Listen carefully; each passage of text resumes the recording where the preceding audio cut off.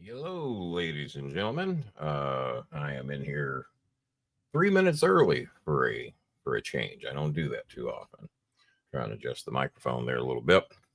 Um, I didn't really do testing of sound and all that shit. So if y'all would, what did I do? I did something wrong. If y'all would let me know if you hear me okay. If I need to adjust any microphones or anything, and make sure the comment section is working.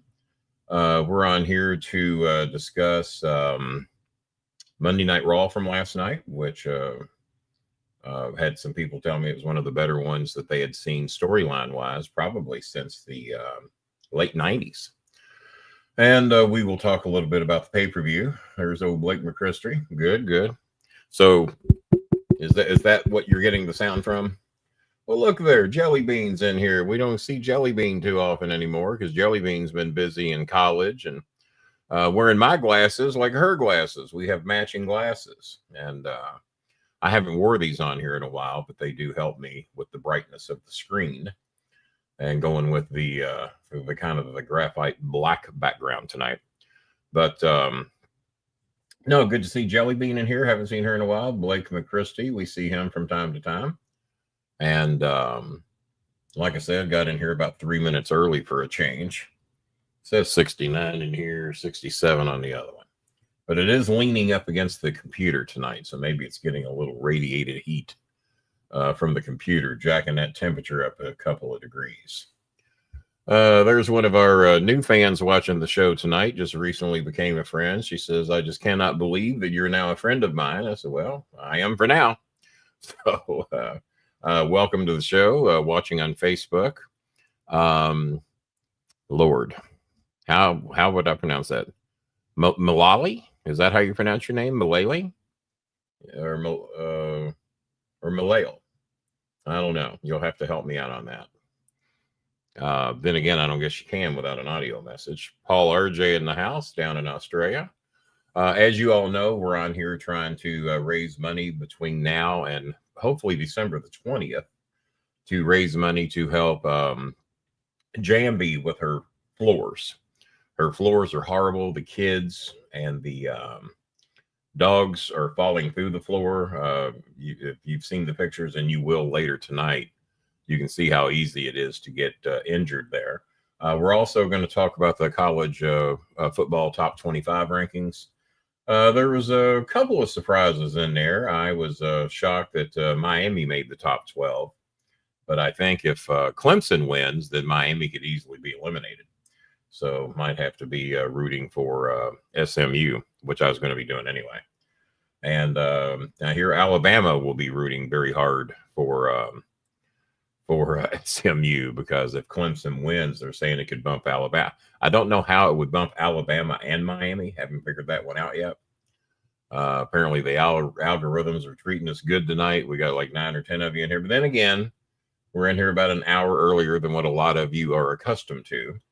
So we'll see how it goes. And as always, we'll do the first 30 minutes free of charge. We try to raise at least $60 during that first 30 minutes.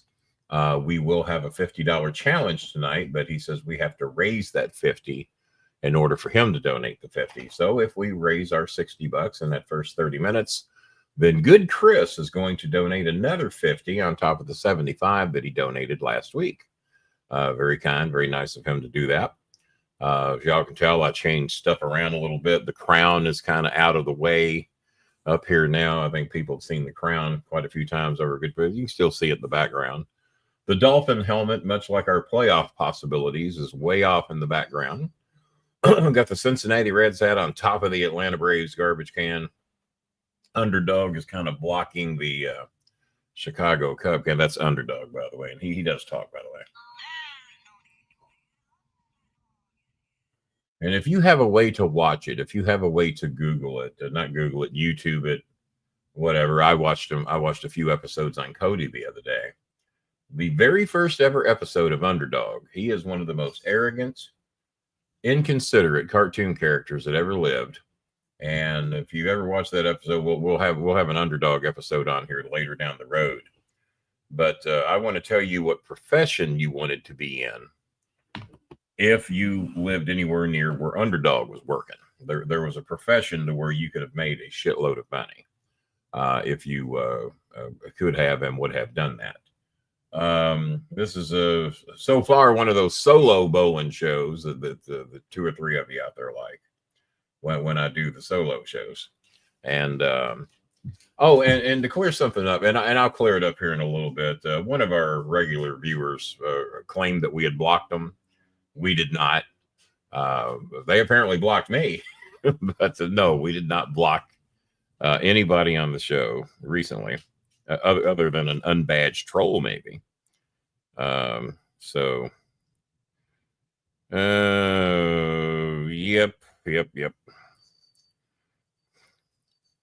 Yes, I got all that information yesterday and even reached out to Renee, but I did not hear back from him. All right. Yeah. Apparently, our old friend and old workmate of mine, Natasha, probably remembers Renee Dupree. Natasha just hopped in here on Facebook. Hello to Donald Flowers, who made the $100 challenge last week and help us raise some money to help get those floors fixed.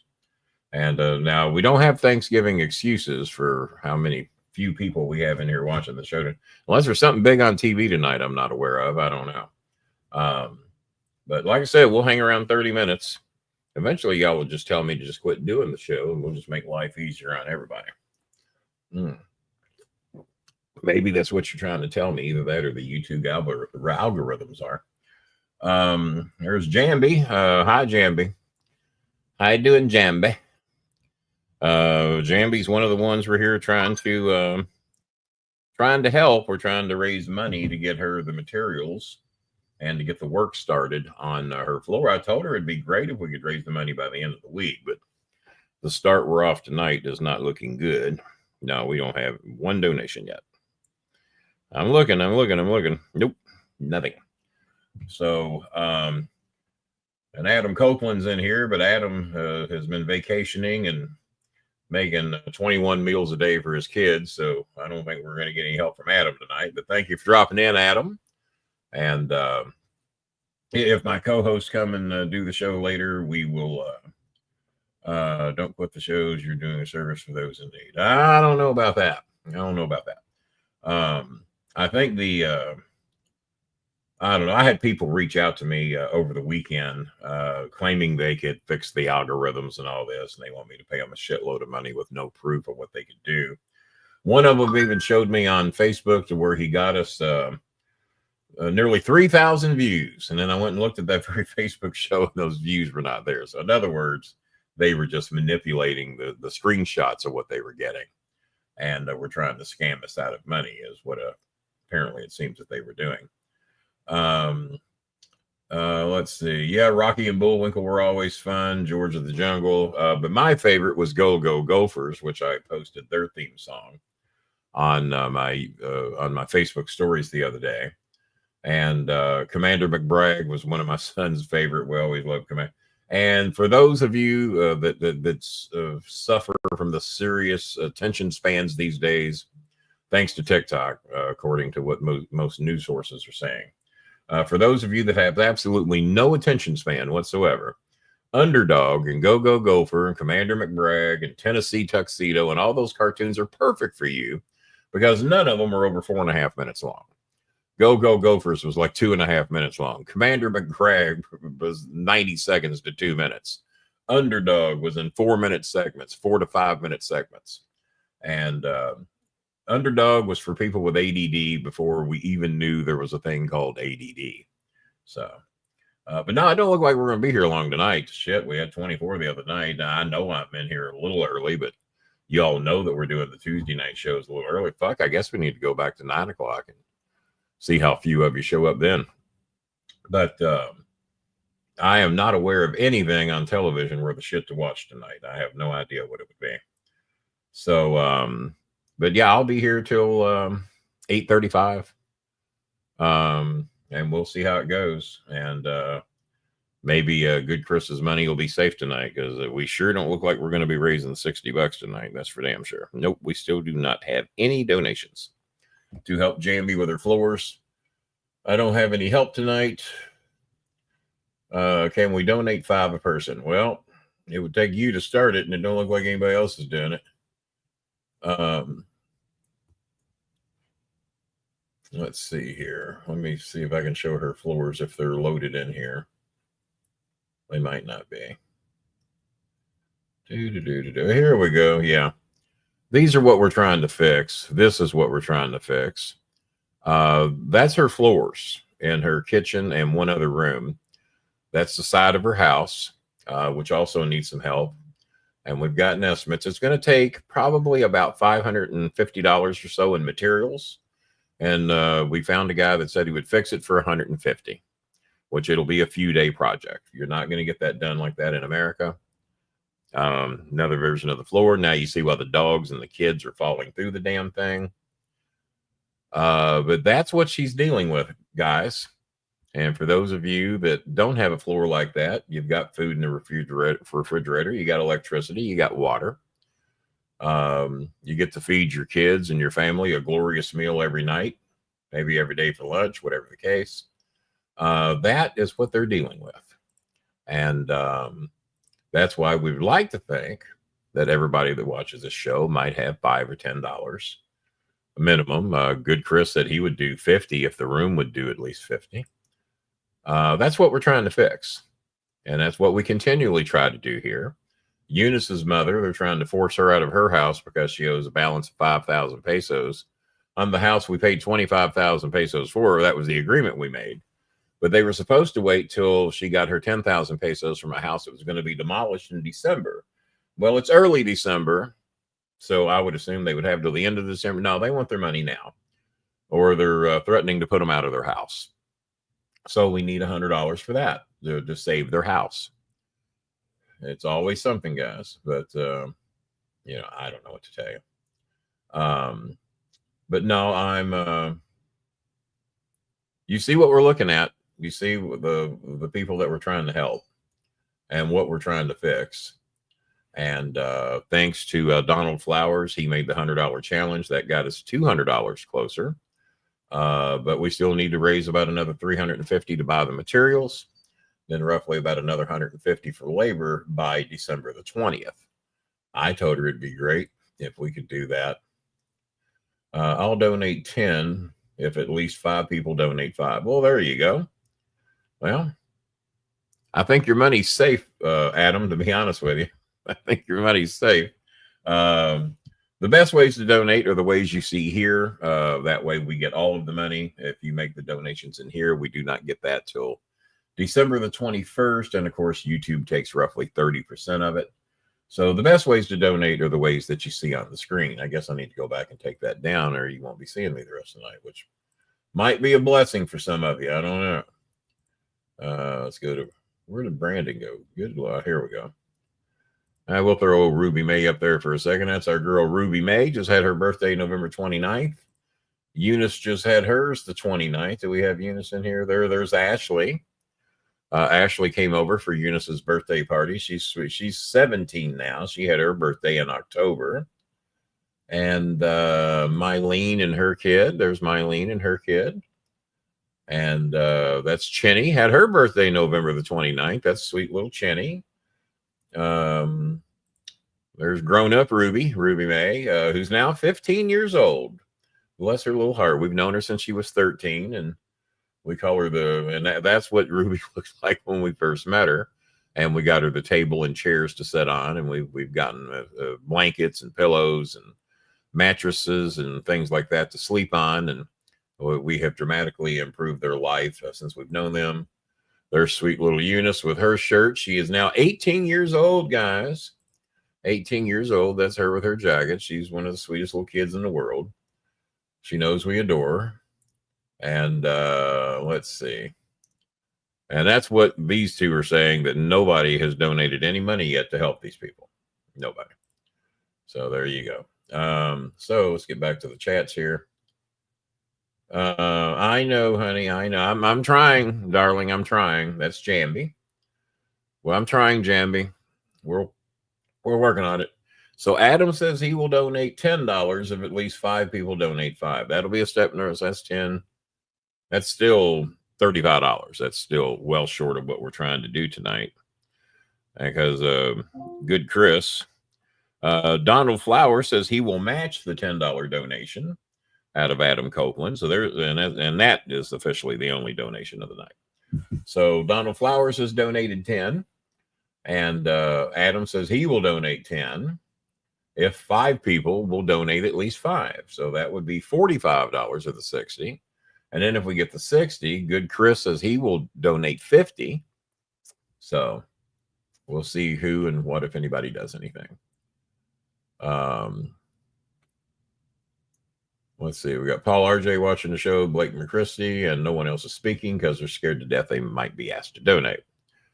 We're on to how you do your business. So, but we're only going to be here 17 more minutes if we can't do that.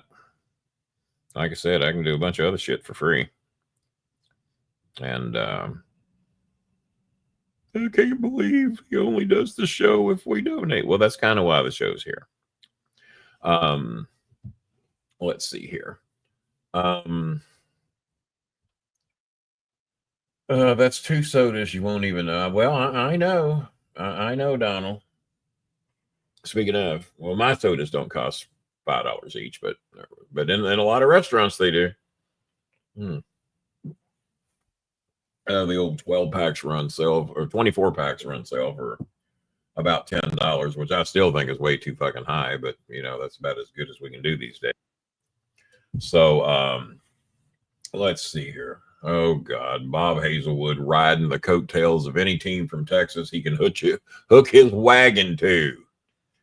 Never heard him mention this team before. Now, believe it or not, this is one of my son's favorite teams due to the ESPN 30 for 30. He became big fans of the SMU Mustangs and the Miami Hurricanes due to their attitude and the way they played ball and everything back in the day. I actually went to SMU. Now you're hooking your wagon to SMU. Well, you do have the Longhorns now. I'm an alumni in a way. You're an alum. Did you say you're an alumni in an away? That's all stuff that could have been done long before. The microphone just fell off the stand. Well, I've had. I am an SMU alumni in some way. I went to a certification program there and got a Microsoft certification through them. So. Oh, okay. I'm gonna fix this thing. I can fix that, Edge. Well, we haven't even got his $10 yet, so I don't know. Let's see here. A 20-ounce soda in the gas station is or Kroger if you're going through the refrigerated section. Jamby says hi, Sir Bob. There's a little Jamby. So, folks. I don't know, man. I don't know. I did peek in over on Renee's show, and I think a couple of thousand people showed up over there to call him a cokehead and tell him what a loser he was. And I didn't see an awful lot of people reaching out trying to help him. So I reached out to him and told him, I said, you got my phone number. I said, there's obviously some shit wrong. I don't know what it is I could have done for him, but if he needed somebody to talk to, I could have done that. So, but apparently he did reach out to the WWE, according to stories I'm seeing today. And those that were watching the show that have that know what goes on with drug and alcohol abuse and pill abuse said that there was a lot of shit going on. I thought Renee had kicked that shit a long time ago. I did not know that this was a reoccurring thing. What baffles me is somebody that has the strict-ass diet that dedicates themselves to eating fish and tuna and chicken and rice and has these strict-ass diets fall back to abusive drugs that just fuck you up and cost you to be hospitalized. I don't understand it. But then again, I wouldn't. I mean, if you've never tried the shit, it's hard for you to speak upon it. Then again, my son has never done that either, but he worked in drug and rehab rehabilitation centers before, and made me try to be a little bit more understanding of people that go through that shit. So, so shout out to Renee. He might not be watching or able to watch, but we obviously wish him the best. Yeah, our thoughts and prayers and wishes and whatever it is you believe. Yeah. But I did not see the show. I didn't want to see it after everybody told me what it was about. But I did go over and leave a comment. They said that the show didn't even end right, that it just kept a black screen and kept recording for a long period of time. So I just went over there knowing that I would be one of the last comments they would see, and reached out to him and say, hey, you know my number. And then I saw today that apparently he had reached out to WWE, or somebody did. And so, hopefully he gets the help he needs, and because we certainly don't wish that upon anybody. And yeah, Bob, one thing about it, looks like you're going to have an easy night tonight, and I don't think Coltrane's going to have to worry about much. We got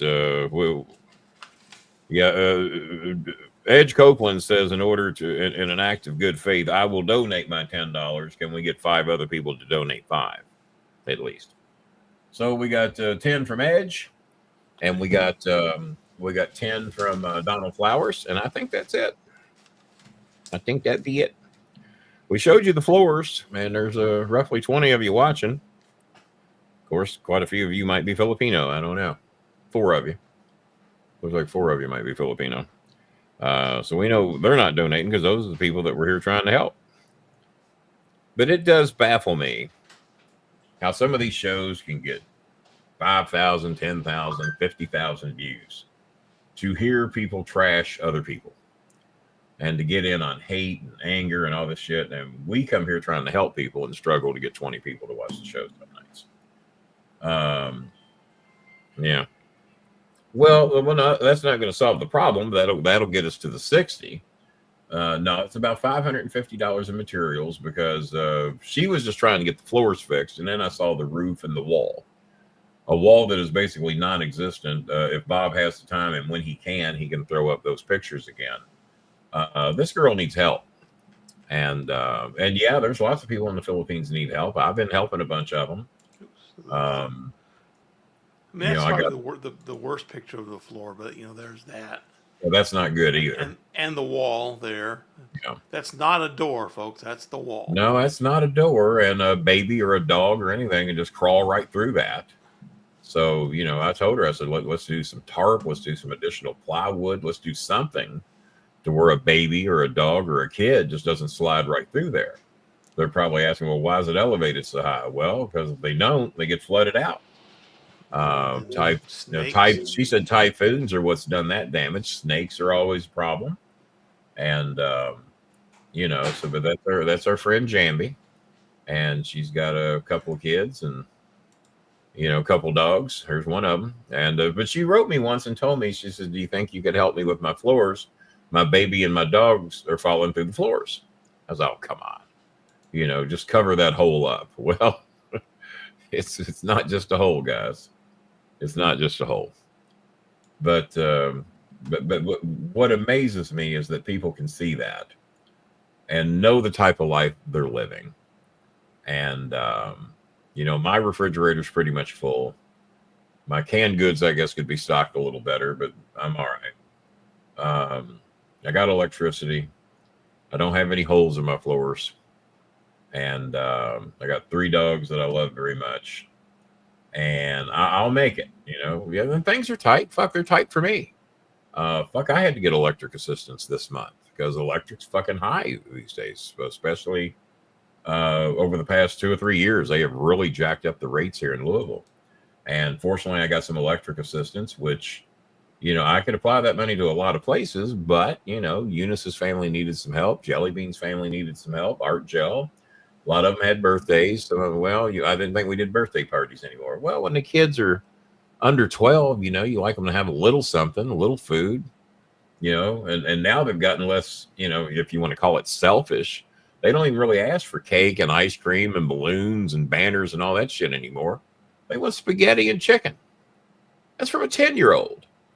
Can you help me get spaghetti and chicken for my birthday? So I don't know. Been a lot of $75 meals that my family has sacrificed to make sure that these people can eat. Bob has helped an awful lot of people eat and have a roof over their head and walls and food and school supplies and various things. Now we got a few people we haven't heard from in a while. Michigan Mike, I haven't heard from in a little bit. He might be busy trying to plow everybody out of Michigan up there. I don't know. T-Maker, I think, is between jobs right now and in the process of moving and stuff like that. So he's got a lot on his plate. And I know a few of you have said that you'd like to be of some help, maybe by the end of the week, if possible. Oh, and to address the Billy Sellers situation, we did thoroughly look into this. He's not blocked, right? He is not blocked. Yeah, he made one comment. He had donated $10 the other day, and I'd made the comment that's not what normally Billy does at the first of the year, and then we never heard from him again. And then I wrote him. I said, Billy, I said, you made your donation and got your membership. We never heard from you again. He writes back, you blocked me. I'm going, obviously not. We're sitting here having a conversation. No, on the show. I don't think so. I know I didn't do it, and I couldn't imagine Bob would do it. Bob looks into it in case we click something by accident. No, Billy, you're not blocked. Now, Billy, if financially things are tough, I mean, all you got to do is say so. I mean, I know what you said you were wanting to do this month, and if you can't do it, you can't do it. But there ain't no reason to just say we blocked you when we didn't. And no, I'm blocked on Facebook now. When I told you we didn't block you, I guess. But then again, Billy says his accounts get hacked a lot. I don't know. Maybe he got hacked again. I'm amazed that somebody who has a little bit of fame never gets his account hacked. But a lot of people out there who not bragging or anything, not as well known, get their accounts hacked all the time. Bob, can you explain that? Why do the lesser known people get their accounts hacked? Well, I mean, or are they just doing stupid shit that we're not doing? I mean, it's probably a lot of it. I mean, you go look at reels and click on every single link that's in them because if you do that, you're begging for trouble. $1 million or something, or if you do, here's a work from home secret. Click, okay. Well, John, we know you're here because we see you here with no badge again. John, how you doing? But maybe John can make up for that and help us get closer to the $60. I'm looking right now again at the list of blocked users. And he's fine, isn't he? Hundreds. I'm still scrolling through the list. But minutes after I said, Billy, we did not block you. I'm either blocked or his account got hacked again. Amazing how that happened. It was real weird. It was real weird. And I didn't try to shame him over the $10. I know what he normally does. And like I said, if you don't have it, you don't have it. Just say so. So I don't know. But this show is here to help people less fortunate than us. And as you can see, everybody that's in here is way more fortunate than they are. Way more. And like I told a guy today, he said, Kenny, I'd love to donate, but I had to get medication today for something or another. And I said, well, if $10 to $20 keeps you from getting your medication, don't help these people. Well, it ain't like that. Just okay then. Well, let's call it what it is. If $10 to $20 prevents you from buying your medication, then we want you to get your medication. But for those of you that if $10 or $20 isn't going to change your lives, keep you from paying your bills, your car insurance, your electric bill, it will change the lives of somebody on the other side. Yeah, it does change their lives. That's why every time I'm able to send one of these families 1,200 pesos, 1,500, 2,000, 2,500, even more in some cases, that is why it makes you feel so good, because it's $20 to me or Bob, or even 30 in some cases, and more in others. But most of the people, we're trying to get them 20 or $30 to make their life a little easier, because their government ain't going to give them no damn help. But nice to see you, John. Let's see if we got anything coming into the house. We have Zach Bonifer with $12.10. Thank you. Zach's the one that likes those solo Sokoa shows. No, that's the other Zach. That was Zach Creek, wasn't it? That was Zach Creek. Zach Bonifer did not insult me, so yeah. He did not. And maybe if we talk some wrestling for John O'Brien, maybe we can get a little something out of John O'Brien. So did you watch the All of Raw yet? I did. Yeah, I did. I watched the whole thing. Skim through the shit matches I had no desire to see. Sure. I mean, the storylines were they're developing some interesting storylines.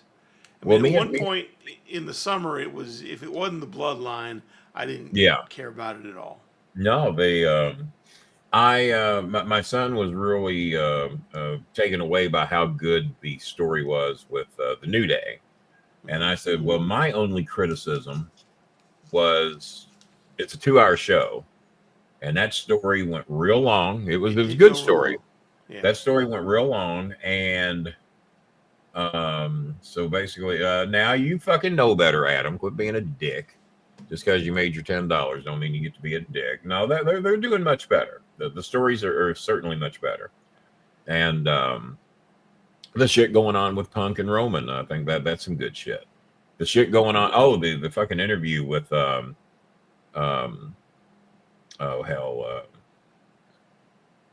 where's the big boots? Jack Double Barrel Cannon, Seth Rollins. That was a real good story. That was real good.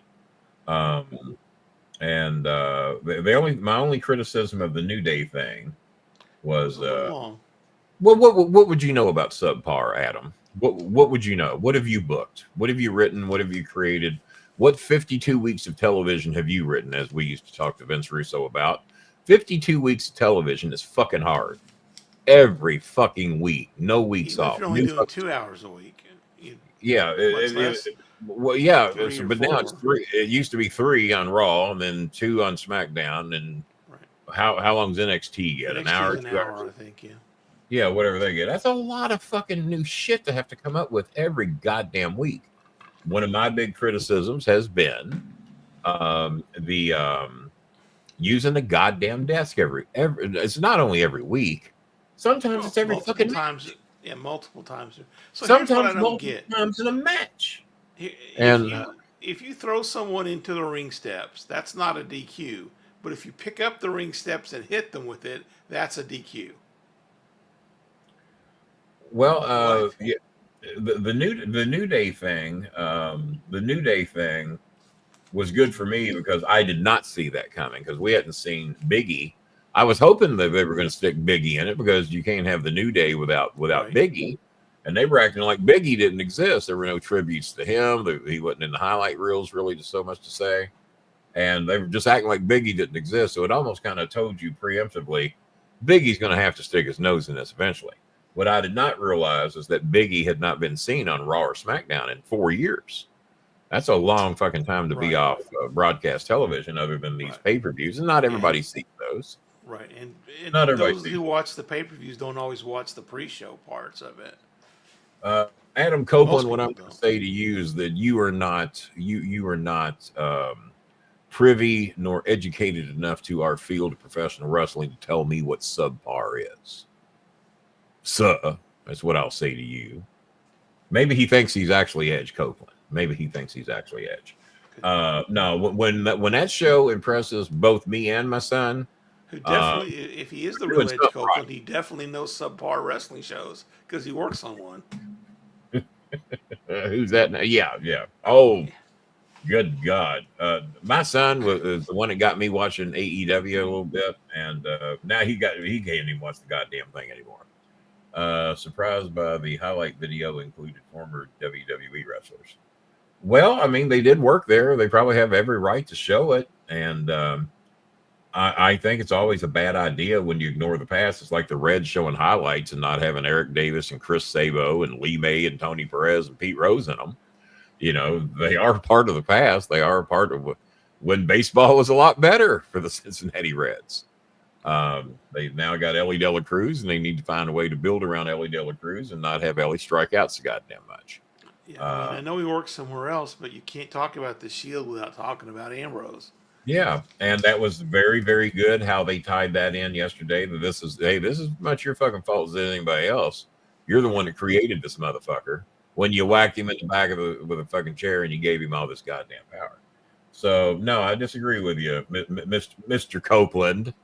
Subpar. So, all right, the Sammy and Seth bit was good. Of the Undertaker, Stone Cold. I mean, that was a time and era that we're never ever going to fucking see again. The Undertaker, John Cena. Look who fucking showed up. 10 pounds heavier, probably. Wearing a wife beater. He must have been beating his wife. Are you day Republican in Arizona, just out there beating wives? And his Hegseth thing. There's no reason to get into politics tonight. We ain't got enough people here to even worry about it. But this Hegseth boat, I thought the Titanic went down in a hurry. Holy shit. I haven't had a chance to watch a lot of TV. I've been outside. To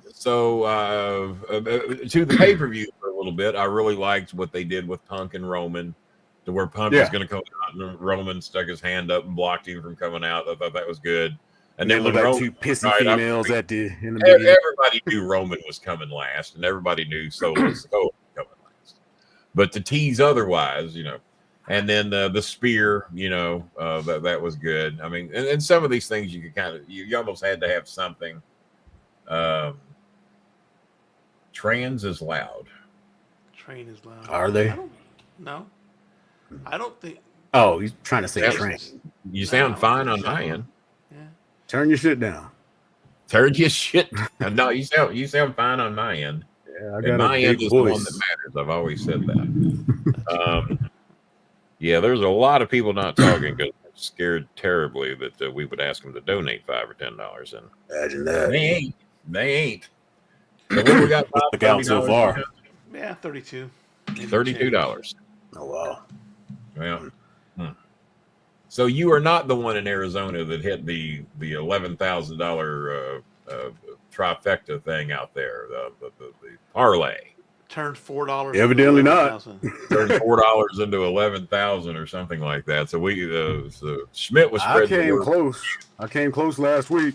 You come close every week. I know, and it's always one goddamn team that I knew I should have.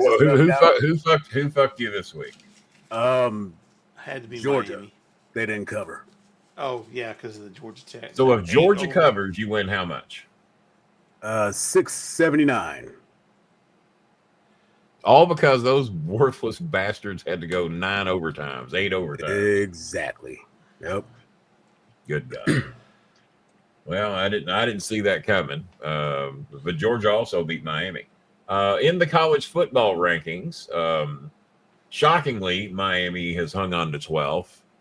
If Clemson wins, hey John, but they're also saying Alabama would be out. How are they going to bump both of them out?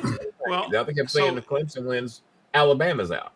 So how is Alabama out? Miami's not. How many losses does Miami have? They get in by virtue of winning the conference, right? So that then is SMU. So if Clemson wins, because Clemson's like 17th, and they would get in. They get in by winning the conference. And assuming that doesn't knock SMU down past 12. Yeah. It's not, I assure you, because they've already promised that if you're in the conference championship games, we are not going to penalize you dramatically over a loss. They're only going to drop Iowa State and Arizona State in the Big 12 championship, and that I think one of those ends up going. Yeah. Talk about it. Ass whooping though. Those guys are 15 and 16. So is that the Friday night game? Yeah. So if Arizona, so one of those is going to knock somebody out. Is going to knock Miami out. Yeah. So Miami's there for a brief period. Clemson they wins, put Miami there because they know that Miami's automatically going to be eliminated by that game. Right. And if Clemson, so yeah, you're in the playoffs for today, Miami. But when this game is played, one of them is knocking you out. Right. So Miami's out, and then if Clemson wins, so now I got to root for Clemson to knock Alabama out. SMU. Yeah. If Clemson beats SMU, then Alabama because Clemson will be in as. So now I have to root for fucking Clemson. Yeah, because Miami's just there as a token. Well, you were in the playoffs until the last week. Yeah, you had a great run, Miami. Too bad you couldn't beat Syracuse. Because there's nothing Miami can do about it. Unless that game goes to it, well, no, you can't end the game in a tie. Honorable mention. Yeah. So they got an honor. So Miami is money just in the there bank for show. briefcase. Yeah, Miami has no chance to advance. Yeah. Due to that loser conference. So the only way we do to fix that is eliminate the conference championship games and just go with rankings. We also make it to where you can no longer play Division II teams. I don't give a fuck if they're in your state or not. There's too few games, too many meaningful games, and the SEC and the ACC's done it too. Load up on these bitch games at the end of the year. Murphy State or whoever the hell. Yeah, Wofford, any of those fucking things. Bellarmine, who the fuck ever. And they do this so that they can get in case where they're close to bowl eligibility. They got a couple of patsies on the schedule. They normally schedule 2 or 3 of them so they can get into a fucking bowl game. Well, let's eliminate that shit and let's play for the playoffs. Strength of schedule, all that shit, and quit playing these goddamn patsies. If you haven't been in the top 25 in 7 years, you shouldn't be on the goddamn schedule. And with the playoff system being in place now, do the bowl games really matter? I mean, do you care if your team? I mean, I guess it's an extra payday for the university, but I don't really care. I don't. No, fuck the goddamn bowl game. I want to be in the playoffs. Let's make it a 16-team playoff. No buys. Right. Yeah. Let's go 16, no buys. Because that's not really fair to. Right. The only bubble team then is if Clemson loses. So at 16 teams, so here's 14, 15, 16. South Carolina's 14. Arizona State is 15. Iowa State is 16, and they're playing each other for the Big 12. Clemson is number 17, and they're playing SMU for the ACC. BYU is 18th, and Missouri is 19th. And then UNLV. Now, here's what happens if UNLV. What happens if UNLV beats Boise State? Boise State is 10. I think Boise's in regardless, aren't they? Well, I think Boise's in regardless, aren't they? Are they? Remember when they set it up to where there was going to be no more co-champions, and then somehow they wound up having a co-champion? Yeah, I mean, there's a conference championship, right? So whoever wins the championship game. If UNLV beats Boise State, that might. I mean, one of those teams has to make a mess. Playoffs. Yeah. It'd be nice if it happened just because chaos. I love that shit.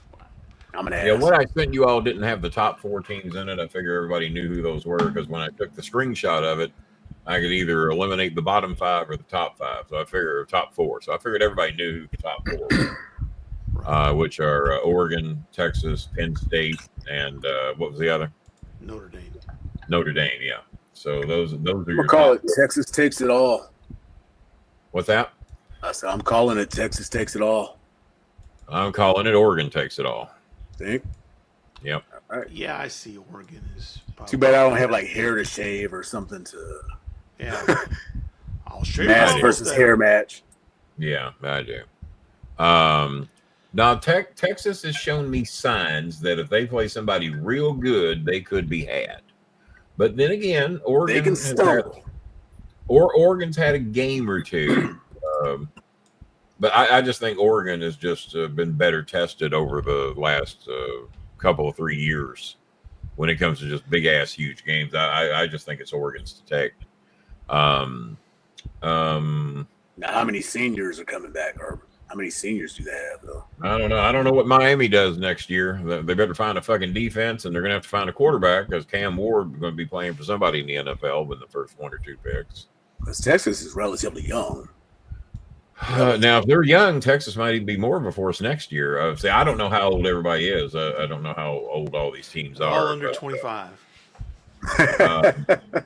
In college basketball, did Louisville make the top 25 this week or not? In college basketball, I haven't been following. I started following college basketball the week after the tournament is played. Yeah, I keep up with the rankings and kind of see who's in the top 25, but I was more. Louisville, by the way, is 28th. In the college football rankings. Louisville finished. It was either 28th or 29th. I didn't like that at all. What's that? I guess not. Yeah, he got totally disconnected, didn't he? I was like, what the fuck? Device is not connected. Device not connected. His name is still down there, but it's blacked out. Yeah, his name's there, but says something's not connected. So I don't know. I don't know what happened there. Maybe Dad tripped over the cord. Yeah, I didn't see him lurking about. So who knows? All righty.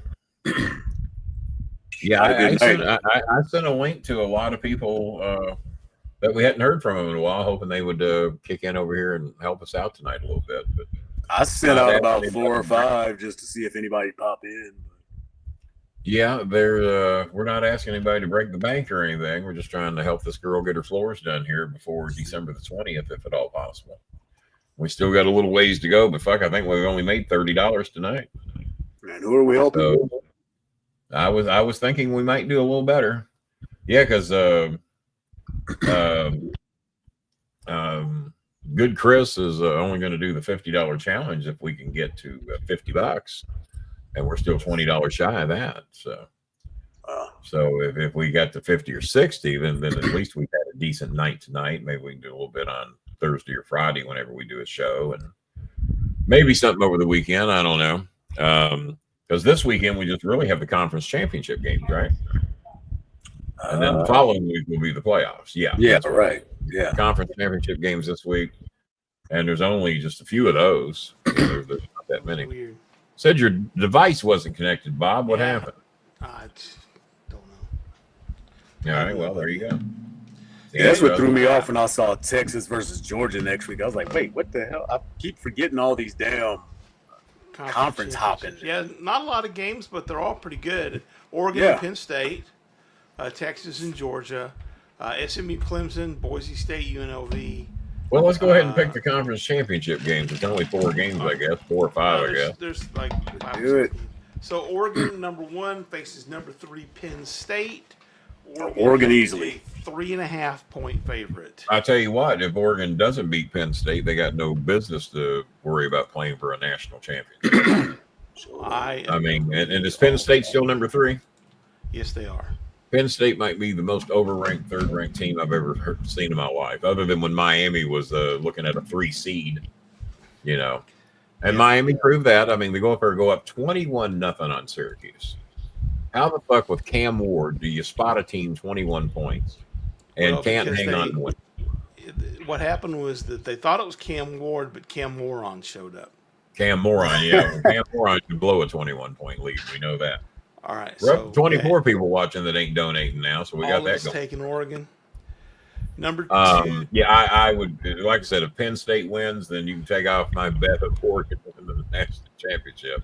Even though they're going to be in the playoffs, they would still be in the playoffs. But then again, that would be a game to learn from. Maybe they should throw that game because it ain't going to matter anyway. Well, that means they have to play next. It's just a film game. They don't get to bye. No, they don't.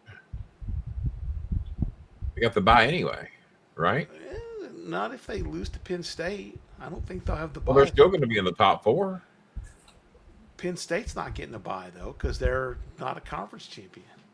I mean, so whoever wins the conference champion, so it's going to be Oregon, Texas. Okay, now I see. Yeah, and Notre Dame at number 4 doesn't get a bye. Top 4 seeds, I thought the top 4 seeds got the bye. Okay. Notre Dame does not get a bye because they're not in a. They got to redo that whole thing. Yeah, I think it needs to be expanded to 16. It needs to be expanded to 16. Do away with the conference championships. I mean, they're nice. They're another moneymaker for television revenue.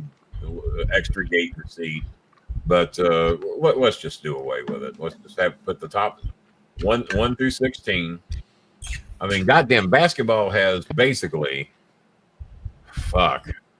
Actually, what you should do is 1 through 68 teams get in the NCAA tournament. Do the top 20 and make 16 through or however many 12 through 20 play an extra week to get in, and then everybody gets a bye if you're in the top 12.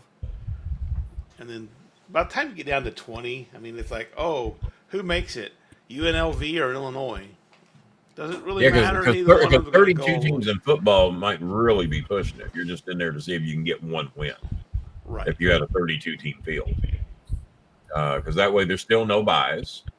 But then again, it extends the season out quite a bit. Well, have a couple less fucking regular. Quit scheduling pansies and schedule 2 less games. Yeah, just make Schedule it a 2 less 10-team games. regular season. Yeah. Okay. Number 2 Texas takes on number 5 Georgia in the All-State or whatever version of the whoever sponsored Well, it. Georgia should Southeast not have beaten Georgia Tech. Georgia Tech fucked that up. Well, and Georgia is the only loss. Texas single loss in the year is Georgia. So this is a revenge game for the Good Longhorns. revenge game. I got Texas beating Georgia. Georgia has been very fortunate to be where they are, and they're pissed. And they're pissed. And So and I they're think pissed. Texas has some splaining to do. They do. All three of us choose Texas. Number 8 SMU plays number 17 Clemson. SMU is a 2.5 point favorite. I think SMU wins this going away. I think I SMU has the capability to win it going away, but if it'll knock Alabama out, I'd almost like to see Clemson win it. Because Miami's going to get eliminated anyway. I'd rather Miami been ranked 13th, not in it, rather than to make it look like we're in it, and then they know that there's already a game created to knock Miami out. So, well, we had you in there. We can't help it that you didn't make your It's not our fault that you can't beat who you're supposed to beat. Number 10 Boise State plays when you're up number 21 20 UNLV. Boise State is a 4. It's kind of a pick'em game. You know, I'm gonna say UNLV. You're gonna take UNLV? Okay. I got Boise State, even No though chaos. I got Boise State. I'm glad that we didn't agree on every single game because otherwise we probably would have gone 0 for 8 on the week. Well, there you go. Might have done it. It's a possibility. Boise State also. The other ranked teams playing Arizona State, number 15, takes on number 16, Iowa State for the Big 12 championship and the right to knock Miami out of the playoffs. Well, if anyone's going to do it, might as well be Arizona State, I guess. We can't have a cyclone. That's a 2-point Can't have a some momentum going. Hurricane, but it'd be a weather-related incident if a cyclone knocks out a hurricane. Yes. Why are there no tornadoes? We have cyclones. We got hurricanes. Why do we have no tornadoes in football? Sure, Texas has college you would football think the Texas Longhorns would be the Texas Tornadoes. That would be way more appropriate. They carry on Eric. Yeah. I guess. Shut down the whole thing, I guess. All right, the Twister, the King College Tornado. Yeah. That sounds like a powerhouse. Don't it now? King University in Bristol, Tennessee. What's that? King Tornado. So there is actually one. All right, and the final game, conference championship. Army number 24. Bristol, Tennessee is known as the Tornadoes. Yeah. All right. King University in Bristol. Army number 24 versus Tulane. This is for the All-American Conference, I think. Yeah. Well, I'll be with Tulane's actually favored to win this game, but I don't. I'm going Army. I'll root for Tulane. All right, I'll take the Black Knights. They'll risk all those. Green Wave, former American Metro Athletic 7 Conference. team, by the way. Former Metro 7 Yeah, I'll take the Black Knights of the Army. Black Knights. And that is it, folks. That's the games that matter. Although there are 2 other championship games on the schedule. Sorry, there's Western Kentucky takes on Jacksonville State. Western has not looked too good this year. Western's that is the Conference USA Championship. I've go with Jacksonville. Western cracked the top 25. What are the records of Western in Jacksonville? Western Kentucky is let's see here. Western Kentucky is 8-4. Yeah, they've had a rough year. Second in Conference USA. Yeah. And the Jacksonville State team is because Jacksonville's also 8-4. What is Jacksonville State? Jacksonville State is the Gamecocks. They stole it from that's South very Carolina. creative. When there's another one up the street. Oh, down in Mississippi, they like to. It's like what's Arkansas. Jacksonville's record again? 8-4. The two teams are tied. Well, I'll be rooting for Jacksonville Western. State's whatever. 7-1 in conference. And Did you say Jacksonville State or Jackson State? Jacksonville State. Oh, okay. I'm thinking Jackson State. Okay. I didn't know there was a Jacksonville State. I remember the Jacksonville Dolphins. What's the most famous athlete ever to play for the Jacksonville Dolphins? The mascot. As a matter of fact, Freddie Heimlich. He was very famous. He was very famous in Kentucky and Texas. Greg Abbott. Nope, we were talking about Artis Gilmore. Played for the Jacksonville Dolphins, was very big for the Kentucky Colonels, and then went on to be a big star for the San Antonio Spurs. How could I have missed such a... How could you have missed it? You should be ashamed of yourself not knowing. The Ohio Bobcats, first in the Mid-American Conference, take on the Miami of Ohio Redhawks. Miami of Ohio got a nominal vote. Miami of Ohio got a vote to be ranked 33rd in the nation. Let's go with the Miami of Ohio Hurricanes. And I'm going with the Bobcats. I'll take the Ohio team. Well, then we all pick Miami of Ohio. Yeah, Marshall University. The Marshall Thundering Herds. Thundering Herd, 9-3 and first in the Sun Belt Conference East. You know where Marshall is? West Virginia, Marshall, Louisiana. The first ever WWE show that had the Titantron that me and Cornette were at was at Marshall University, and they had a bunch of their football players there, and me and Jimmy were standing behind the Titantron just before Raw started. And when the pyro hit, we neither one knew it was coming, but Jimmy, who overreacts to everything, lost his fucking mind when that pyro hit. And we're standing right behind the Titantron, which we were amused that if you stood behind the Titantron, you could see everything just as clearly as the fans out that see the Titantron out front. It had that reverse imagery thing. And but that was the first time that we had ever seen the Titantron. I don't know if that's the first time they ever debuted, but Jimmy did not know the pyro was going to go off. So it might have been the first. We're just standing there like two dumb fucks waiting for Raw to start. And then Raw starts, and we're standing behind the Titantron. Not very far from the fucking pyro. And when that pyro goes off, Jimmy about shit his guy. He probably had to change because he was on the show that night. But yeah, that was out the ass. The Marshall Thundering Turds. They had their football team there that night. They take on the Louisiana Raging Cajuns. Are they the ones that lost their entire team in a plane crash? Marshall? I think it was like back in the 70s. Yeah. There's probably a 30 for 30 about that. I think they are the team that had that happen. Man, can you imagine? I will take the Thundering Turds to defeat the Raging Cajuns. I'll take the Raging Jana. Speaking of Raging Cajuns, we haven't seen Jazzy Jana in a long time. I was just about to say that. Yeah. I'll take the Raging Janas. Between Jazzy Jana, Michigan Mike, I'll take. So I created a ESPN Bowl. I'll with the Cajuns. Too long. It went too long. There's a link in it. Look for the StarMaker Bolin show. There you go. The password is still not one donation beyond the $30. Damn, and not one comment since complaining about how low. Well, we're scared if they comment, we'll ask them to make a donation. So, way to have that holiday spirit, folks. Way to have that holiday spirit. Looking at that girl getting chased by those bell ringers. You're sitting there eating your goddamn brisket, your steak, your pork barbecue, while that poor girl's dogs are and babies are falling to the goddamn kitchen floor. Shame on you. We must have a bunch of pecan pie. We must have a bunch of Republicans watching this show, is all I can tell you. Jamie, honey, it ain't that we didn't try, sweetie. It ain't that we didn't try. We just get some planks on that bad boy. Son of a bitches. Put some money in it. I think he would donate $10. He'd donate 10 if he'd have seen that. Well, he'd make everybody else donate 10.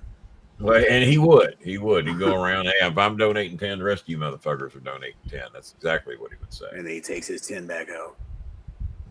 And then more of the time. Yeah.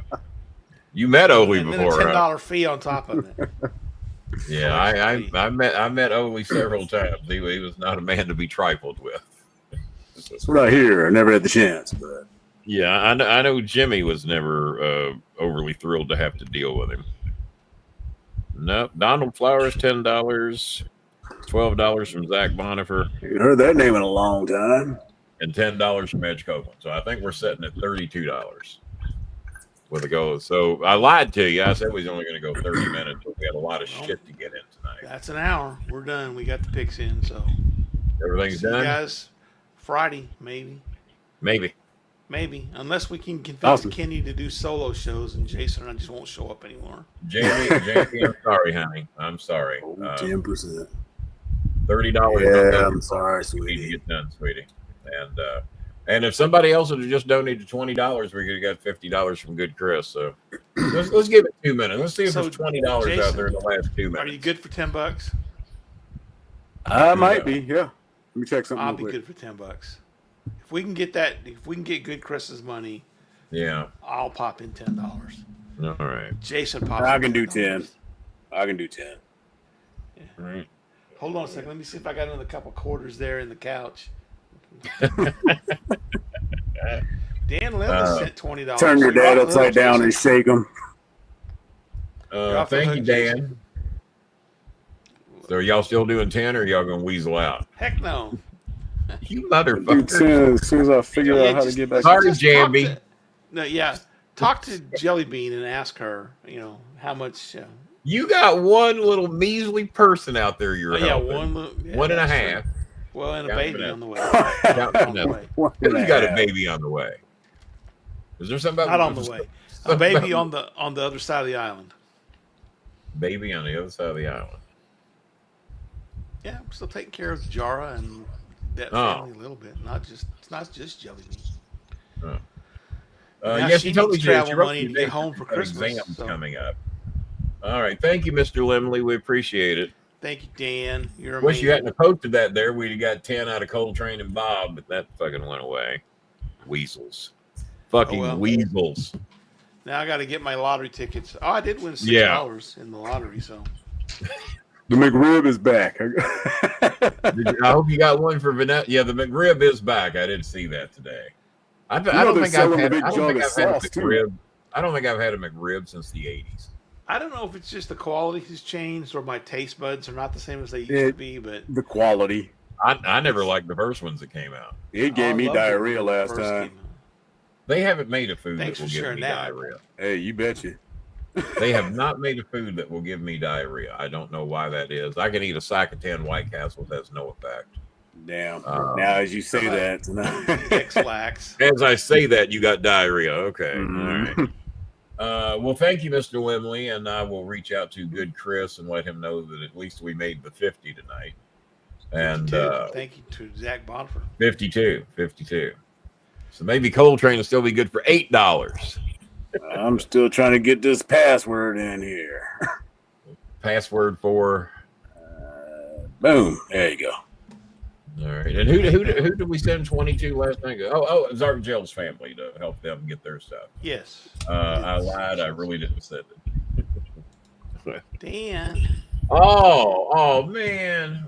Oh, Bob, I'm so sorry. You know what? You and Dan, you and baby Jara, poor little baby. he's been timed out. That's it. What'd he say? He said he Now, lied. He didn't did I tell you to do that? Because he did send it, goddammit, you little dickhead. That's what he gets for being a jerk. He wasn't being a jerk. He wanted you all to step up, as y'all had agreed to do. Well, Sorry, check your, Don't weasel out. sorry, You're Dan Lindley. It spending was your just a McRib. timeout. You're over there spending McRib money and lottery ticket money Yeah. when we got a girl that's got an earthquake that is If I had hit this Or lottery, whatever. Kenny, and I shared some of it with you, you would not be harassing me for buying. No, Bob. You spent money on a lottery ticket instead of donating it to somebody. I don't want that money. No, I'm going to buy a jug of you McRib keep that sauce when they $25 sell that million. shit now. No, Kitty, you were criticizing people buying food. You never said anything about lottery tickets. Sauce. That's right. I can safely say I can't win the lottery because I've never bought a ticket. So I'm about like everybody else. I Can't win if you don't play. I know Coltrane. I know I'm not allowed to bet in Texas, so I can't win the parlays. it is oh really? They don't. So Greg Abbott doesn't allow betting in Texas. No betting. We can. And that's such a simple revenue source. Well, it's like Kentucky. They were letting all the goddamn money go to Indiana because all the casinos were across the river. That's how Nebraska was. My brother's got his gambling addiction. He drops about all the casinos line the Red River just over in Oklahoma. Yeah. Okay. Well, that's the same thing here in Kentucky. Because Indiana was in Nebraska. Down in Carroll County, you go right across the river. You can go to the casino. So Indiana gets all my brother's money, and then they had Caesars up here, which I think it's called something else now. But they got Caesars up here, down the road from New Albany, and but all these casinos line the river, and all that Kentucky money goes straight across the fucking river, and great revenue source. Gambling addicts. I mean, have you ever seen? God, what is the show that makes fun of sports? They make fun of gambling. God, The Daily Show. If you ever watch The Daily Show, they have just teasing you. No, he said the $20. Okay. Poor Dan Lindley. Poor Dan. He was trying to Bob with no sense of humor. He was trying to punk you two out to make you honor your measly $10 is what he was doing. Yeah, not using the baby jar excuse. Not Sorry, using the McRib. Baby jar. Not using the McRib excuse. I can't Bob get one of the entire time I'm looking for Bob my over there password. making I got 3 damn $150K a accounts. month last I heard from his employers. Say, can you fall through that hole, Baby Jar? I don't know. If you can. What's under there? Well, Baby Jar, that's the our ground. storage area. The I was ground. about to say, look like a bunch of trash pots that and washed pans up. and shit. No, it's probably the trash that washed up from the last typhoon. Well, that could be too. That could be too. Is that bamboo? Yes. Yeah, so that is. Yeah, and so Dog's like, nope.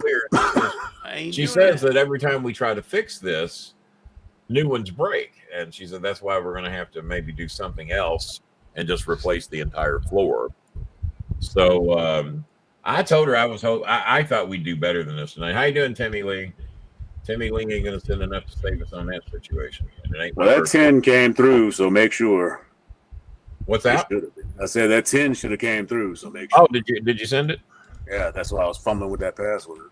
Okay, hang on here a minute. Password for what? PayPal. You don't use PayPal that often? Well, I have 2 different accounts, and I don't. I can never remember which one is which. Oh, yeah, the 10 came through. So that gets us exactly to the 60, and then Good Chris will be good for his 50, I'm sure. And so step in the right direction. Trying to get those materials covered, and then 150 for labor before Christmas. I told her I thought we might have an outside shot of getting it done by this weekend, but I overestimated it. And I, for the life of me, cannot figure out how we're only getting 15 and 20 people watching. That is, and unless, I don't know. Well, it's like Charlie Brown and all that shit starting to play. I don't know. I don't know. Charlie Brown ever on the floor for anybody? If you look at the numbers, the view numbers, they are pretty solidly consistent. And so people are just watching after. Bob, I don't know if you know this or not, but somebody felt so bad for you that they sent $10 in your name and said, shame, shame, shame. Shame on Bob Hazelwood. Thank you to whoever. It goes on further. Was it Xavier Woods? Tell Bob Hazelwood to shove those lottery tickets and his McRibs up his big anal orifice. I have not had any McRib. That's on the other side of the camera. I didn't even go to Bubba's Burgers this week because I didn't want to tip the waitress. Because I normally go over there and we leave about a $10 tip a piece for the waitress because they hook us up pretty good. And I said, I'm not going. He said, well, Dad, it's free. I said, well, no, it ain't free because you got to tip the waitress. And then it's conveniently one or two of them doesn't have their tip money. Then I got to do that too. Oh, I didn't bring any cash. Well, I ain't got my card up. So, I wasn't getting railroaded into that shit this week. That always convenient. Now, Limley's over with me. Because there's only 2 people in the world that ever said that line. That's Jerry the King Lawler and myself. He's back. And who did Lawler say that about? Otis. He said that about. Hang on, He said that about. I said they're picturing plain as day. Kendo stick. He said that about. Hang on, it wasn't Robert Fuller. He said that about Robert Fuller. Oh, so Robert Fuller's back, huh? He's back and 10 pounds heavier. He said, well, look, so then he said, well, his feet weigh about 70 pounds. So he dispersed the rest of that 150 pounds. So he claimed that Robert Fuller had 70-pound feet because he had big feet. I've heard Robert Fuller had 70-pound lots of other things. I think he was trying to get Robert laid is what I think he was doing. Well, his feet weighed 70 pounds.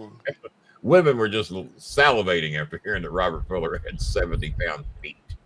So, yeah, back and 10 pounds heavier. 70-pound feet.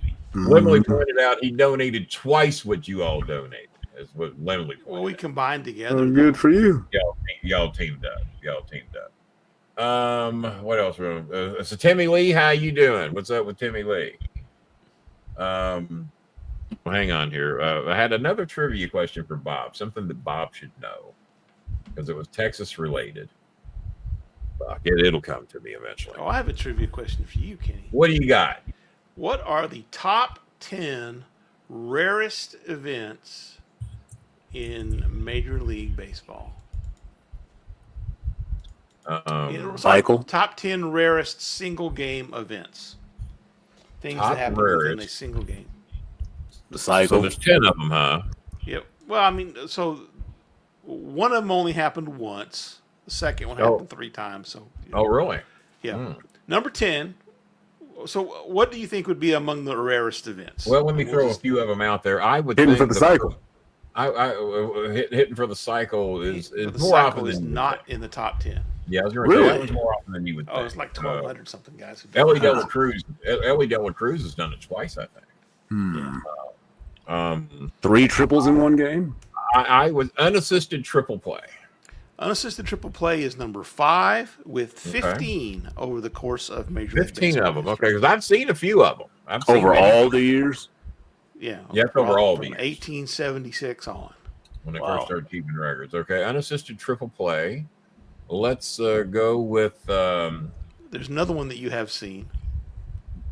Back-to-back no hitters. That was only done once. I can tell you who done that. Well, that wasn't in a single game. That's 2 games, yeah. But yeah, there's one back-to-back. 2 stolen bases in a row. Actually, no. Well, the record is actually 3 stolen bases in a row. Really? Ellie De La Cruz stole second, third, and home on 2 pitches. Yeah, well, one player in the 1920s, but they used to have a rule where you could steal first base if you wanted to from second. You could go back to first. So there was a player that was on first, stole second. That's just being a dick, just trying to rub it in the other team's face. I'll just go back to This third. was what happened. So there's runners at first and third. The runner steals second, hoping to draw the throw for a double steal. They didn't throw it. Right. So he runs back to first, again, hoping for them to throw the ball and get the double steal. They didn't do it. Then he stole second again. So he stole 3 bases in 1 inning, including the same base twice. This is a true story. It's a true story. Okay. I doubt you can do that anymore. You can't steal first anymore. They probably did away with that. He stole for okay, all right. I thought Bob was just making some shit up there for a second. Now that one I didn't know anything about. Professor Bob. Let's see here. What else is very rare? The unassisted triple play. The perfect game. How many of those have there been? There have been 24 perfect games, and that is number 8 on the list. It's number 8, the perfect game. Tom Browning of the Cincinnati Reds threw one when I was in Atlanta looking for a new home, probably 89, maybe? Sounds about right. Something like that. I was staying at a Night's Inn, and I listened to it on WLW radio in Atlanta. Actually attended a perfect game. I saw Kenny Rogers' perfect game when he pitched for the Rangers. There's never been a goddamn singer throw a perfect game. Just stop it. Yes, he did. I'll tell you what game I'll tell you what game I did see that we saw history at the night that it happened. I don't know if it's happened again since. Hard-hitting Mark Whitten of the St. Louis Cardinals. We were there for a Reds-Cardinals doubleheader. In game 2 of the doubleheader, Mark Whitten hit 4 home runs. Well, he had hit in 3, and then in the ninth 7. inning, and then in the oh really? So Yeah, in the ninth 7. inning, they bring in Rob Dibble, who had been having a rough go of it. Officer Nasty Dibble, boy. one of the nasty boys. He could crank them up about 102, 103 miles an hour. Dibble comes in. He's just going to throw fire right down the middle. And Witten was one of the best fastball hitters going in baseball that year. So they bring Dibble in. I said, boys, we are about to see history. I said, Witten is going to take this motherfucker deep. Dibble might have thrown 1 or 2 pitches, and that ball went over the center field wall. Dibble, when the game was over, threw the ball into the stands and hit a fan. The fans sued the Reds over Dibble just blatantly throwing the guy down because he was so furious he gave up Witten's home run. Ripped the buttons off his jersey and threw it where the God-ever it went. And we were sitting in the cheap seats that night because those doubleheaders were actual real doubleheaders then. You bought 1 ticket and you got both games. So we were in the upper deck in the red seats behind home plate. So we were way back. And then we go to the sports bar and we hear them talking about it on SportsCenter about a hard-hitting Mark Witten. Yeah, 9/7, September 7th, 1993, with Mark Witten. The last to do it was J.D. Martinez, who did it. Yeah, for Chris was about 7 years old then. On September 4th of 2017. In fact, in 2017, there were actually 2. As a matter of fact, I have the ticket stub around here somewhere of that Mark Witten game. I've got it in a box somewhere. Yeah. So what year did Kenny Rogers throw the perfect game? 1994. You don't strike me as a guy who attended a lot of major league games. What made you go to that one? I had partial season tickets. This was the first year the new stadium was open, and I had my brother and I ballpark at Arlington. The ballpark. That was my favorite ballpark for a long time. I just loved the layout of that park. I just thought it was just a fun game to watch baseball games and even on it's TV. like Camden Yards. To a degree. All right, so the 4 home run game was number 7. There have been 18. Okay, well I was at one of those, and you were at a perfect game, so that's pretty cool. Perfect game. Number 10, I'll give you number 10. Number 10 is a no-hitter, which has happened 323 times. But that actually made 10? That was number 10, yeah. Well, that should be thrown in there with the perfect game then. Okay. Yeah. So well, you'd think, because a perfect game is a no-hitter.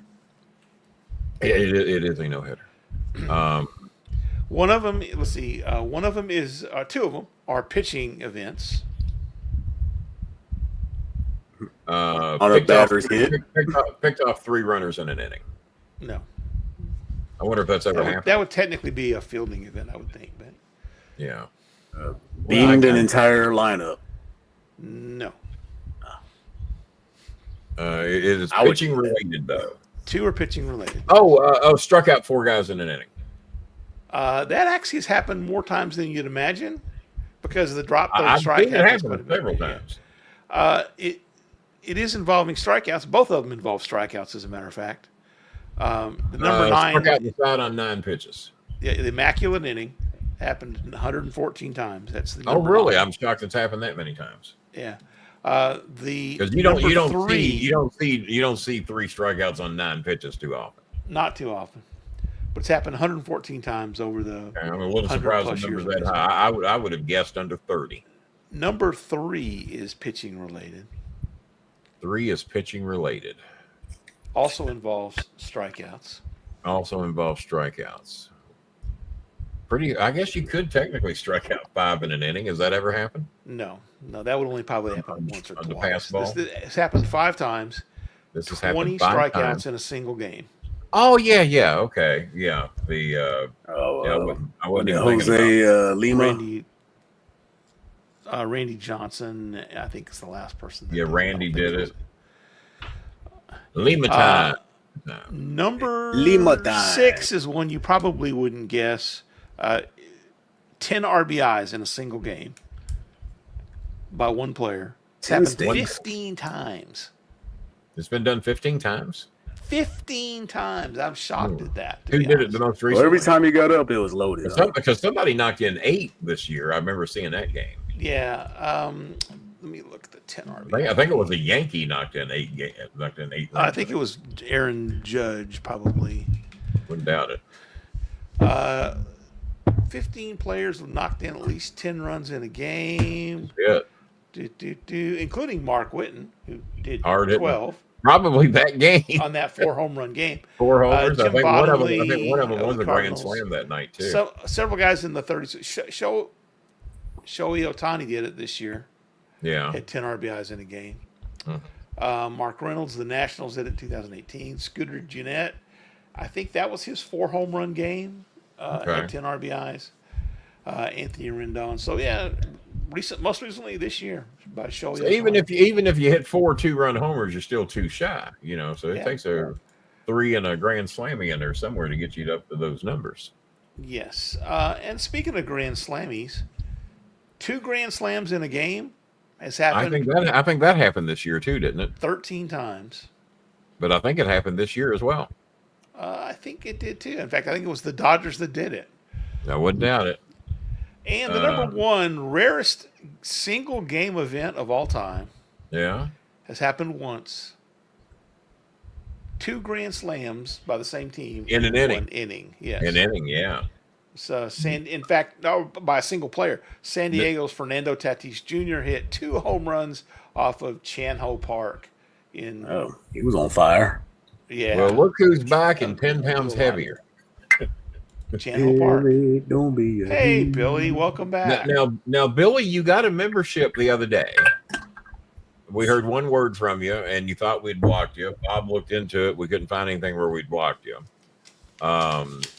I wrote you on Facebook, then I got blocked on Facebook because I thought you was mad at me because you thought I blocked you. What's going on, Billy? Communication, fellas. Communication. Yeah, what communication? What communication? Billy, give us the story, man. Don't block us. Don't anybody block Billy. Billy's untouchable. Don't block Billy. And Get your hands up away from that keyboard, Coltrane. But no, I wrote you and let you know that we didn't. I sent Billy $1 back because that was the only way I had to communicate with him. I didn't have any way to write him, so I sent him $1 for $10 back. I said, Billy, we didn't block you. And so, Billy, what's going on, boss? Billy been hearing us talk about him the whole show, and he pops in at the 1 hour and 22-minute mark, or maybe he's just now getting here. I don't know. No, it is. He hasn't commented yet, so it's 11 seconds between comments. But the new membership doesn't count as a comment, does it? I wouldn't think. I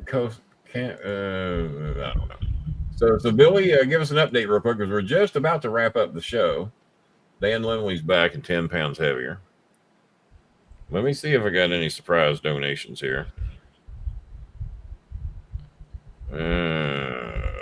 No, that guy that sent $10 in for Bob Hazelwood was the last one. Bastard. Shame, shame, shame on Bob Hazelwood, it says. Too bad. Shove your rib and your lottery tickets of your anal orifice. It's almost like Cornette. Someone develop a conscience, that'd be good. Well, we're just sitting here stalling for time to see if Billy speaks to us or not. So Billy, what's up with your Facebook page? Billy, don't be a hero. Don't be a fool with your life. Nobody knows what do they? Nobody knows that song. I just sang it earlier. Oh, I know that song. Speak to us, Billy. Speak to us. Billy, don't be a hero. Billy's doing that CM Punk build-up. He's just waiting to see what the crowd's going to respond to. Who sang that song, by the way? Billy, don't be a hero. Bob, you're going to have to help us out on that one. It was. I'm sure that goes to those one-hit wonders of the 70s. Paper Lace was the night Chicago died. Yeah, Paper Lace was Chicago. Now, that one I knew. I knew that one. Billy, don't be a hero. Was that part of the Billy Jack movies? Or no, it was. I don't think it was. Actually, you know what? Paper Lace did Billy Don't Be a Hero in the UK. Oh, did they? Bo Donaldson and the Haywoods did it in the UK. The Billy Jack movie you're thinking of was 110 Soldier Rides Away. Do you remember that song? Yeah. 110 Soldier Ride. Don't ask me why that came to me, but it did. Go ahead and hate your neighbor. Go ahead and cheat your friend. Go ahead, Billy boy. What's happening, man? Do it in the name of Billy. All right, here we go. Everybody around the world, all 22 of us. Billy. don't be a hero. Where are you, Billy boy? Billy Yeah, boy. Billy What Don't Be year a was it? Hero. Charming Billy. The Night Chicago Died. Yeah, God, what was the other one that was computer. Seasons in the Sun? Who sang the 1974 was song, like who the sang worst song, Billy Don't song. Be a Hero. Bo Donaldson and the Haywoods. The song Billy Don't Be a Hero was sung by Paper Lace. The song was a hit in the UK in Paper Lace. 1974. It was a hit in the UK for Paper Lace. It was a hit in the US for Bo Donaldson and the Haywoods. Now, Not was it sure. part of a soundtrack though? It just seems like it was attached to a movie. Zach Creek was $5. Zach in here at the buzzer. So see, we hang around a little bit. Now we don't know what Billy Sellers is going to do, if anything. But we One gotta night get him. in Bangkok. One night in Bangkok. One night in Bangkok with Maury Head. Maury Head. You know why I know Who that? also did Jesus Christ Superstar. You know Yeah, why yeah. I know. You know why I know the answer to One Night in Bangkok? No. Was Because me and Chris are on our way to Cloverport, Kentucky. Chris is Oh, yeah, excited you told the story. because his girlfriend lives in Cloverport, Kentucky. So he's excited. We're going to go do the show. I'm managing the main event. I think Christopher had something to do on the show that night, and so we're traveling down the road, and we hear the One Night in Bangkok. Jimmy does not do the show with us that night. We were sent to Cloverport by ourselves, and Jimmy stays home. So we're somewhere halfway between Louisville and Cloverport. We pull off the side of the road, and I called Jimmy on one of the first cell phones I've ever had. Jimmy, goddamn, man, what's up? What the fuck's going on? 18-pound brick. Yeah, I said, no, everything's fine. I said, I got an emergency. What's the fucking emergency? Who sang the song One Night in Bangkok? Maury Head, you motherfucker. I thought you was busted over on the side of the road. Thought you'd been in a car wreck or something. You called me on the goddamn cell phone. No, the emergency was we need to know the song. I think what it was, I called him and left him a message. Jimmy, we got an emergency. Call me back. Oh, yeah. So then he calls me back. What's the goddamn emergency? He just knew we were broke down or in a car wreck or something. And his main event managers are not showing up for the show. And I think that tough ass song was about chess. And it just always stuck with Chris. Maury Head. So Maury Head did One Night in Bangkok. A movie about chess. I thought it was like an ass whooping movie until I learned Was that. it a movie about this? I didn't Some even kind know of a that. karate movie. Chuck I didn't Norris even know plays that. chess. Yeah, but it's about chess. It's like It sounds like a filthy song when you listen to it. All right. The Billboard Top Songs of 1974. All right. Barbra Streisand's The Way We Were was number one. Hated it. Terry Jack's Seasons in the Sun Seasons was in the number Sun. two. Now that one I knew. I knew Terry Jack's Seasons in the Sun. Hated it. Yeah. Love Unlimited Orchestra's Love Theme. I love that. I listened to that in the car the recall other day. that That was the Barry White and the Love Unlimited Orchestra. A lot of people leave. yeah. Oh yeah, you know Love. As a matter of fact, it was Channel 11's theme song there forever and ever. But yeah, All right. Redbone, Come and Get Your Love. I tolerated that one. I won't say I hated it. I more or less tolerated it, but it wasn't anything I was dying to listen The to. Jackson Well, it's the 5, theme song for Dancing, F is for Family on Netflix, so you'll get sick of Dancing it. Machine. yeah, Dancing Machine, Jackson 5. Yeah, I like Number Dancing 6, Machine. All right. Grand Funk Railroad with the Locomotion. Locomotion. Love That the was Locomotion. okay. Number 7, MFSB with TSOP. I got this one. Mother, Father, Sister, Brother, TSOP, The Sounds of Philadelphia. One of my favorite songs. Listened to it in the car the other day. It's on my playlist. Unlike the Jim Cornette band MFSOB. Yeah. It's a whole other. Number 8 was Ray Stevens with The Streak. Number 9. I actually was like Elton that.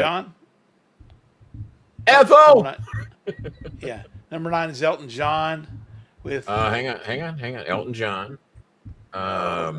Crocodile Rock. Nope. Hang on. Not Crocodile Rock. Benny and the Jets. Benny and the Jets. Yeah, Benny and the Jets. It had to be. Yeah. Number 10 was Mac Davis. Hang on. Mac Davis.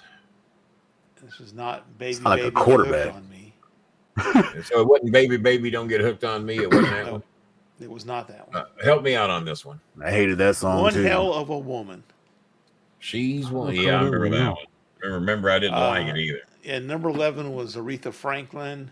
Oh, by the way, shout out to Chris. It was her Back birthday then. yesterday. We sent her some money so she could have spaghetti and noodles with her kids yesterday. Happy birthday, female Chris. And thank you for everything she says. But yeah, it was her birthday yesterday. So happy birthday, Chris, December the 3rd. There's another young lady had a birthday December the 3rd, but I forgot who it was. I'm sure they're going to remind me. Oh, Art Gel. Art Gel's December 3rd. Art Gel, Yeah. Number 12, Kool and the Gang. Hang on. Oh, wait a minute. And when? Celebrate? 1974. No, it wasn't Celebration. No, that was in the 80s. God, hang on. 1974? I don't think Celebration was 74. It actually came out in 73, but it was charted on 74. Wouldn't be Ladies' Night, I wouldn't think. No. Ladies' Night.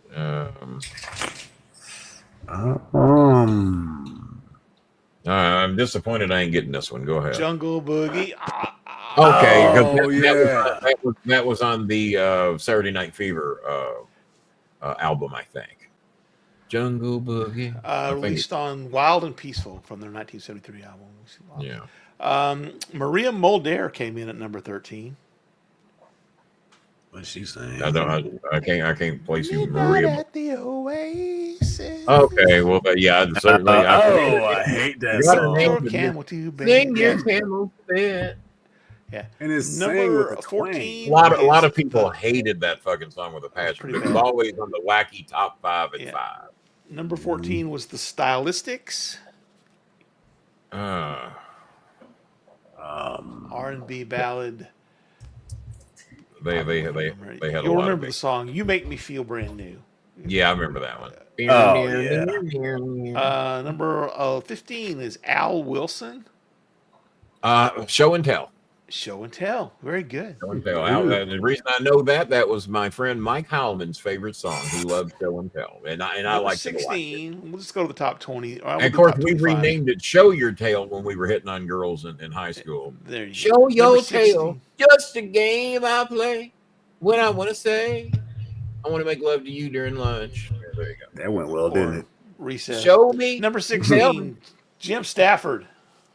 I don't like spiders and snakes. That is correct. I don't recall that Number one. 17 is David Essex. Whoa! You don't know the song?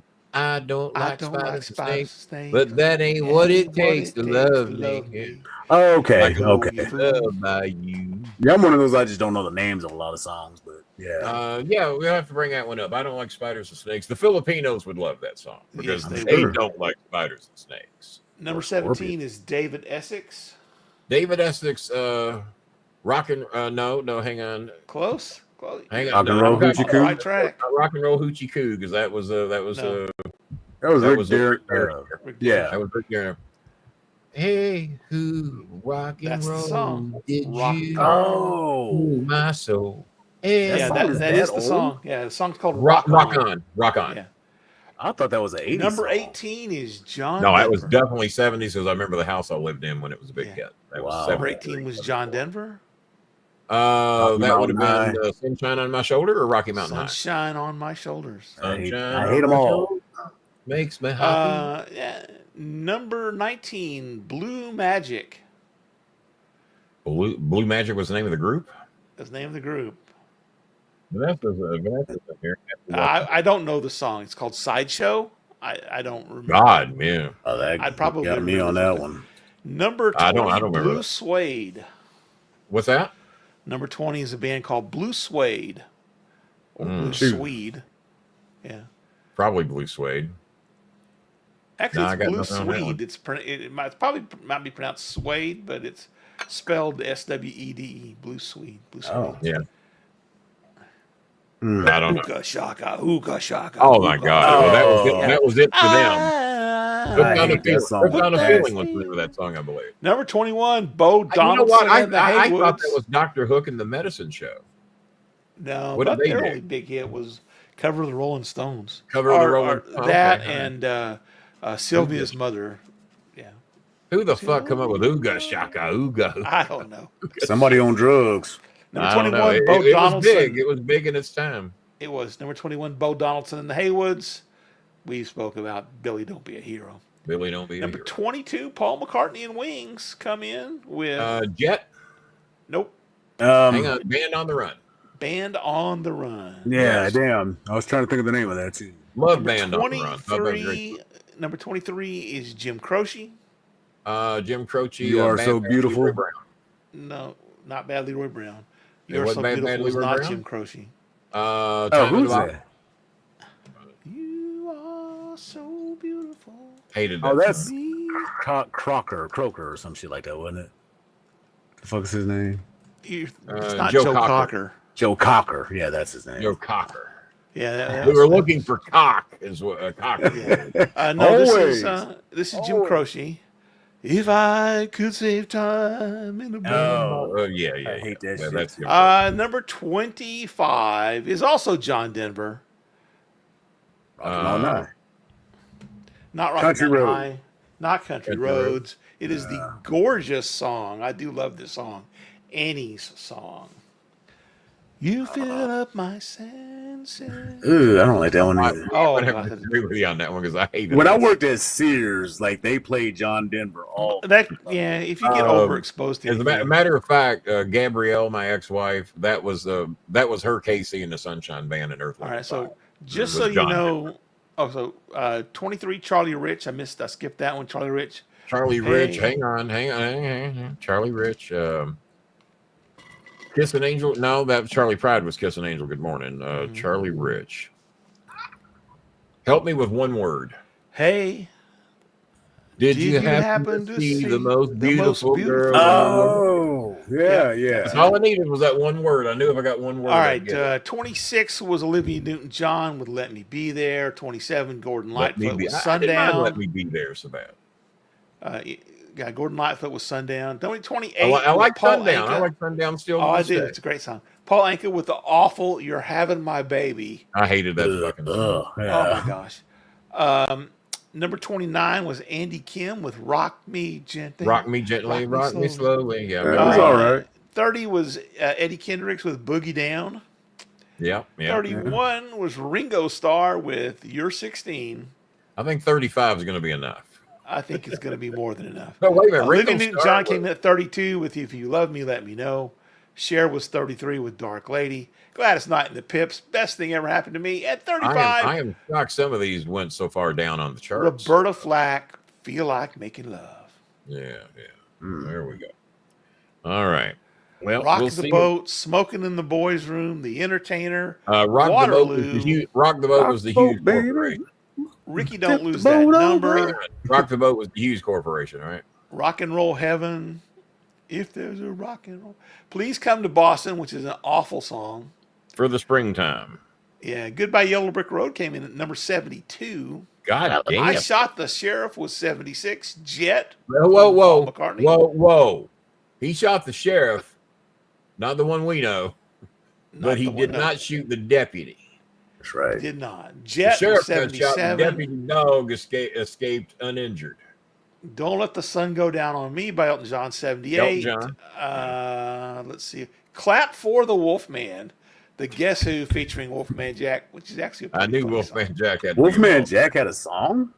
Yeah, he did. Yeah, He talked in kinda- it, didn't he? yeah, he did some. Oh, talking. kind of like, He was singing what's or his name? anything. R.W. McQuarters or Narrate. whatever? Yeah, right. "Clap for the Wolfman" was the Guess C.W. Who. but- McCall was around that area. Convoy. Yeah, McCall. Not yet. He was around Beach 74. Baby, "The First Class." "I Honestly Love You." God, We got a great that was big terrible song. convoy. "The Wildwood Weed" by Jim Stafford. "Helen Wheels," Paul McCartney. "My Girl Bill." Jim Stafford had a big year Yeah, in Jim Stafford didn't 1974. like spiders and snakes, but he did like the wildwood weed. And he talked about "My Girl Bill." He Yeah. had 3 top 100 songs. Damn. Way Wow. to go, That's pretty Jim. amazing. All right, that's it. 1974 in a bottle, like Time with Jim Croce. And that's the show. We're going to come back on another day. Thursday or Friday? Someday. Yes. See you, Thursday we'll see or you. Friday. Probably Thursday. My Probably group Thursday. is not meeting until after Christmas. So, Got some Dungeons and Dragons are going you in on. Are you in that Pete Hegseth group or another group? yes, me and the Pete Hegseth, You and Pete? we're Pete, looking for women to abuse. That's a joke. I saw a Republican congressman today guaranteed that Pete was going to get through confirmation. No, he ain't. There's already been 8 Republican senators that they're very uncomfortable putting him through. And if they're putting that shit out there, there's more than that. So no, Pete ain't getting through. Back on Thursday. Love and peace. We'll see you guys. Coltrane doesn't have a tagline. Bob, have you been released from 2 companies for showing up drunk and going to strip bars and spending all the company's money? Have you had this happen to you? Not 2 Me companies, either. no. Me, I think we're 0 for 3 on doing such stupid shit and trying to get confirmated in government job. That's what I'm thinking. You need a tagline. You need a closing tagline, Jason. Come up with one. Well, Coltrane pulling out. Peace and love. If that ever happened, you'd have a lot less kids if you'd ever learned how to do that. That's true. That's why I said snip.